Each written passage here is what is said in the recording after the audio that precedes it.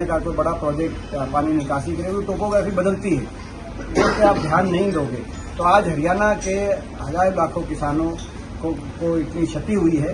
और सरकार से हम यही कहना चाहते हैं, क्षतिपूर्ति पोर्टल खोल के और दरवाजे बंद अपने ना करे सरकार और धरातल पर उतरे, राहत जनता को दी जाए।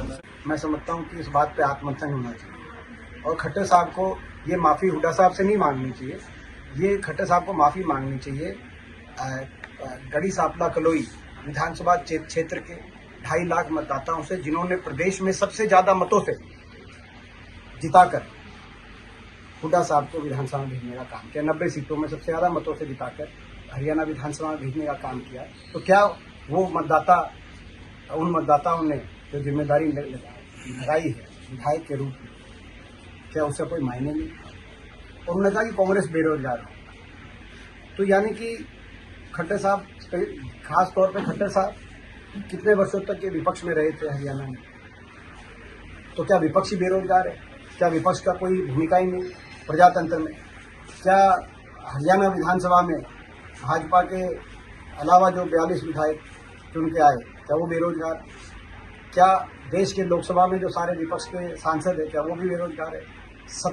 प्रजातंत्र में सत्ता पक्ष और विपक्ष दोनों की भूमिका होती है, संविधान में लिख के गया है। और विपक्ष की ज्यादा भूमिका हो जाती है जब सत्ता पक्ष बेलगाम हो जाए और अहंकार में इतना चूर हो जाए जो विपक्ष को बेरोजगार बताने लगे। और बेरोजगार की परिभाषा में आप जाओगे तो बेरोजगार की परिभाषा एक ये भी है कि जो काम ना करे, और उस हिसाब से तो उस परिभाषा में तो ये फिट आते हैं, क्योंकि इन्होंने कुछ काम किया ही नहीं 11 साल।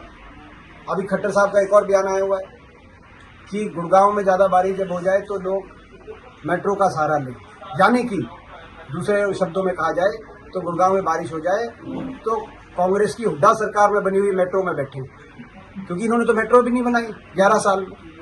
इन्होंने हमारे समय 82 किलोमीटर मेट्रो बनी हरियाणा में, गुड़गांव, फरीदाबाद, बल्लभगढ़, बहादुरगढ़ जोड़े गए। इन्होंने 11 साल में 1 इंच भी मेट्रो, 1 व्हीलर भी नया नहीं बनाया। तो बेरोजगार तो जो काम ना करे।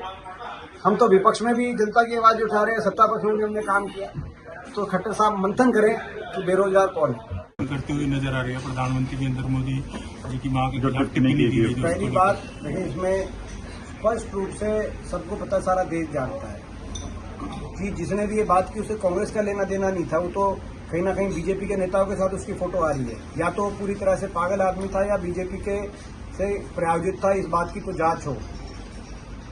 लेकिन ना हमारी यात्रा से कोई लेना देना था, ना कांग्रेस पार्टी। हमारी यात्रा और नेता तो आगे चले गए थे। उसके बाद जब मंच खाली हो गया तो पीछे मंच पर चढ़ के